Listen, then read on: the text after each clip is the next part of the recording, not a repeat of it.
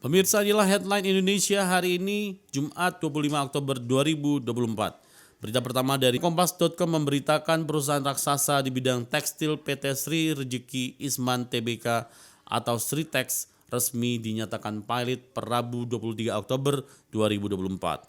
Pilot adalah kondisi di mana debitur tidak sanggup membayar atau melunasi utang-utangnya kepada kreditur dan sudah melewati jatuh tempo. Pernyataan PT Sritex Pilot ini disampaikan oleh Pengadilan Negeri Niaga Semarang yang mengabulkan putusan Pengadilan Negeri Semarang dengan nomor perkara 2/PDT sus homologasi/2024/PN Niaga Semarang. Adapun pemohon dari perkara ini adalah PT Indobarat Rayon.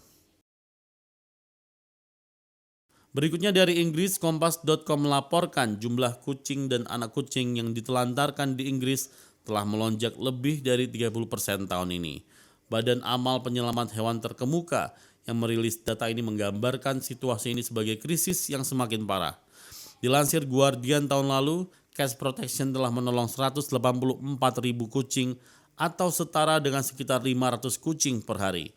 Badan Amal tersebut lantas meluncurkan seruan mendesak untuk donasi seiring dengan peningkatan 34% kasus-kasus penelantaran kucing.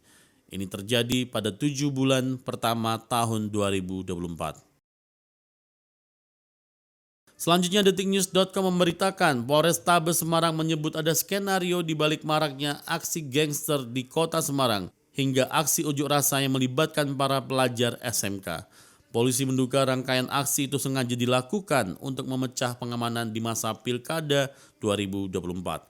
Kapolrestabes Semarang, Kombes Irwan Anwar mengatakan ada beberapa peristiwa di Semarang yang beberapa waktu lalu menggemparkan dan ternyata terlihat benang merahnya, mulai dari gangster hingga pengerahan anak SMK di demo mahasiswa.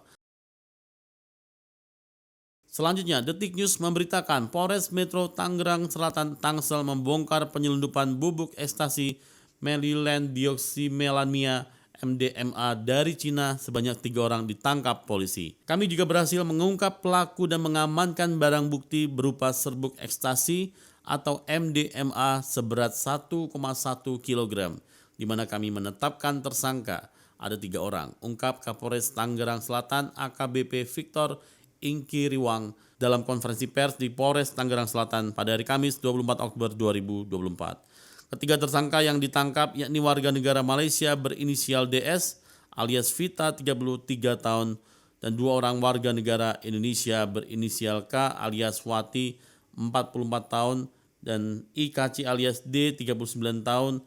Ketiganya ditangkap Sabtu 14 September 2024. Dari Magelang, Jawa Tengah, Antara memberitakan sejumlah menteri Kabinet Merah Putih membagikan kesannya selama 60 menit menumpangi pesawat C-130J Super Hercules A1340 milik TNI Angkatan Udara dari Jakarta menuju Yogyakarta pada hari Kamis 24 Oktober 2024. Alhamdulillah, saya dengar banyak yang doanya agak kencang suaranya. Semua tanpa ajudan atau pendamping, kata Menteri Komunikasi dan Digital Mitio Hafid melalui pesan singkat saat tiba di Bandara Internasional Adi Sucipto, Yogyakarta. Selanjutnya, CNN Indonesia memberitakan adik Presiden Prabowo Subianto, Hasim Joyo Hadikusumo mengatakan Kejaksaan Agung akan turun tangan dalam mengejar 300 pengusaha sawit yang diduga mengemplang pajak 300 triliun rupiah. Ia mengaku sejumlah pengusaha yang terlibat kasus tersebut sudah bersedia membayar kewajiban mereka dalam beberapa tahap. Pada tahap pertama, para pengusaha nakal itu akan membayar sekitar 189 triliun rupiah hingga 190 triliun rupiah.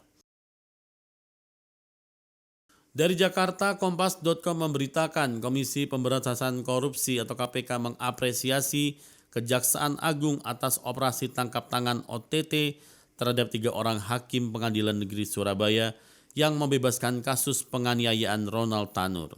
Tessa mengatakan penangkapan 3 hakim tersebut sebagai bentuk keprihatinan bahwa dari sisi yudikatif terjadi intervensi para koruptor yang mengganggu objektivitas hakim dalam memutuskan perkara.